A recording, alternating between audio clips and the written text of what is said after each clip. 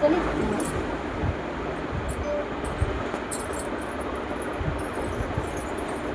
Hello दोस्तों, नमस्कार। कैसे हैं आप सब? कमेंट बॉक्स में जरूर बताइए। हम सब आज आप लोग के सामने बहुत प्यारा चुटकुला नाच गीत लेके आए बैठे। एकदम धमाकेदार चुटकुला नाच गीत बा। सुनिए और फुल आवाज में सुनिए, तभी गीत का आनंद आई, नहीं तो गीत समझे में कहीं का है मन लिखता बा।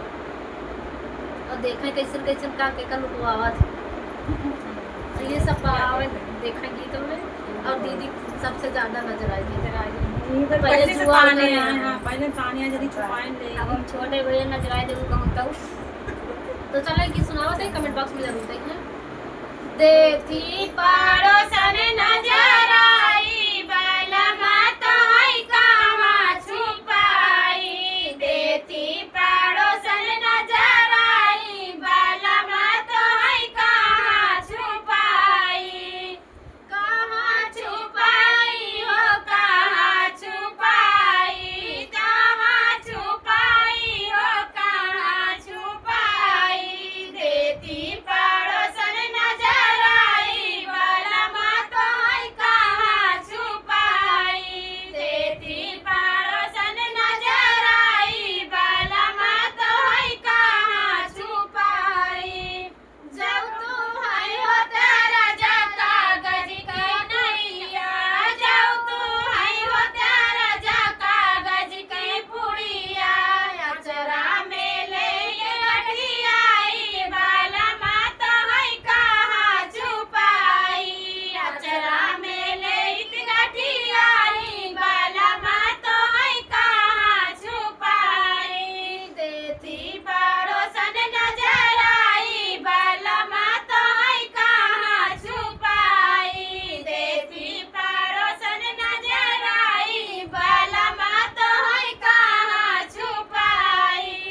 जब तू है हो तेरा जसोथा की तकिया।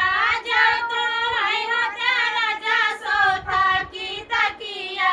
सिर तर ले दबाई बलमा तो है कहाँ छुपाई। सिर तर ले दबाई बलमा तो है कहाँ छुपाई।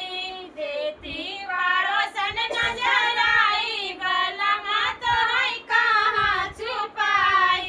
देती पड़ोसन नजर आई बलमा तो है कहाँ छुपाई। जब तू है हो तेरा जका लका जरवा। जब तू है हो तेरा जका लका जरवा। अखियाँ में ले लगाई बलमा तो है कहाँ छुपाई। अखियाँ में ले लगाई बलमा तो है कहाँ छुपाई। देती पड़ोसन नजर आई बलमा तो है कहाँ छुपाई। देती पड़ोसन नजर आई बलमा तो है कहाँ छुपाई। जब तू है हो तेरा जा फूलों का गजरा। जब तू है हो तेरा जा फूलों का गजरा। केसिया में ले लगाई बलमा तो है कहाँ छुपाई। केसिया में ले लगाई बलमा तो है कहाँ छुपाई। देती पड़ोसन नजर आई बलमा तो है कहाँ छुपाई। देती पड़ोसन नजर आई बलमा तो है कहाँ छुपाई। अपन अपन भैया पति बताए भैया पड़ोसन बहुत नजर लगावत थी भैया, तो इन्हें अपन छुपाए रही।